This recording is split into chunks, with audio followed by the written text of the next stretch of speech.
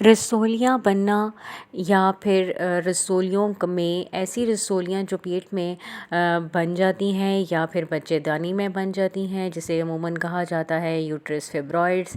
ऐसी बीमारियां ख़वातीन में वक्त के साथ साथ यानी कि अर्ली 30s में या 30s के बाद जो है वो बनना शुरू हो जाती हैं। कुछ तो ये जेनेटिकली भी कॉजेज़ हैं और इसकी कोई वजूहात जो है वो अभी तक साइंटिस्ट ने अभी तक नहीं दरियाफ़्त की। अगर हम देखें तो फेब्रॉइड्स की बहुत सारी जो है वो किस्में हैं और कई किस्म की जो फेब्रॉइड्स जो हैं वो रसोलियाँ फ़ीमेल्स में मौजूद होती हैं। जो यूट्रस में मौजूद होती हैं वो वेजाइना के बाहर भी मौजूद होती हैं या वेजाइना के अंदर भी होती हैं। तो इन फेब्रॉइड्स का जो है वो डिफरेंट जो है वो बॉडी में तो कोई फंक्शन होता नहीं है और इसलिए इनकी जो मौजूदगी होती है वो इट्सेल्फ एक बीमारी का बायस बनती है, जो कि हमारा ब्लड जो है ये अब्ज़ॉर्ब कर रही होती है। हमारी जो तवानाइयाँ हैं या हमारी जो सेहत की जो बॉडी के अंदर जो प्रॉब्लम्स हैं ब्लड की अब्ज़ॉर्प्शन की, वो ये अब्ज़ॉर्ब कर लेती हैं। इसलिए हमें जो है वो मोटापा महसूस होता है, हमारा पेट फूला हुआ होता है और इसके साथ साथ हमें दीगर परेशानियों का सामना रहता है।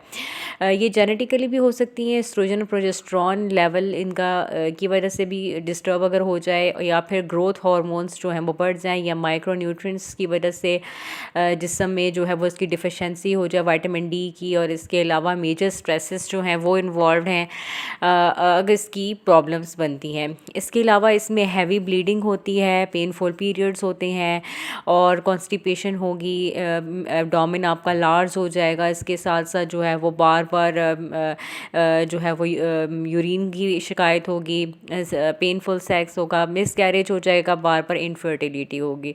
ये इसकी वजूहात है मेन। और इसके अलावा प्रेशर बनेगा, आपको फुलनेस फील होगा स्टमक में हर वक्त। और इसके अलावा जो है वो आपको इन दीगर मसाइल से जब आप गुज़रते हैं और आप अल्ट्रासाउंड के लिए जब आप जाते हैं डॉक्टर के पास, तो आपको पता चलता है कि आपको रसोली है या कोई प्रॉब्लम्स इस तरह की मौजूद आ चुकी है। तो वैसे तो डॉक्टर्स यही कहते हैं कि इसका इलाज यही है कि या तो इसका ऑपरेशन कर दिया जाए या तो फिर मेडिसिन्स के ज़रिए इसको दबा दिया जाए। एलोपैथिक में इसकी जो मेडिसिन्स हैं वो चूँकि असर तो करती हैं लेकिन उसका इतना कोई ख़ास जो है वो नहीं है। मेजॉरिटी जो है वो डन जो है वो इसी बात पे होता है कि इसकी सर्जरी कर दी जाए। तो मेरा मशवरा आपको यही है कि अगर किसी को इस तरह की कोई तकलीफ़ है, रसोली है, तो वो होम्योपैथिक डॉक्टर से भी लाजमी रुजू कीजिएगा, क्योंकि होम्योपैथिक में भी जो है वो इसका इलाज मौजूद है। अगर आप ऑपरेशन से पहले कुछ माह या कुछ अरसे के लिए होम्योपैथिक की मेडिसिन, जो एक ख़ास मेडिसिन अच्छी कंपनी की, डॉक्टर रेक्विक की भी बहुत अच्छी कंपनी है, डॉक्टर रेक्विक मेड इन जर्मनी की कंपनी की, अगर आप फेब्रॉइड्स के हवाले से अगर इस्तेमाल करना चाहते हैं तो वो इस्तेमाल करके देखें, उससे भी बहुत फ़र्क पड़ सकता है, आप ऑपरेशन से बच सकते हैं। नहीं तो आप मसूद कंपनी की जो है वो ये मेडिसिन इस्तेमाल करके देखिए। मसूद कंपनी की HR की 70, 71 और 72 ये तीनों मेडिसिन जो हैं ये फेब्रॉइड्स के हवाले से हैं।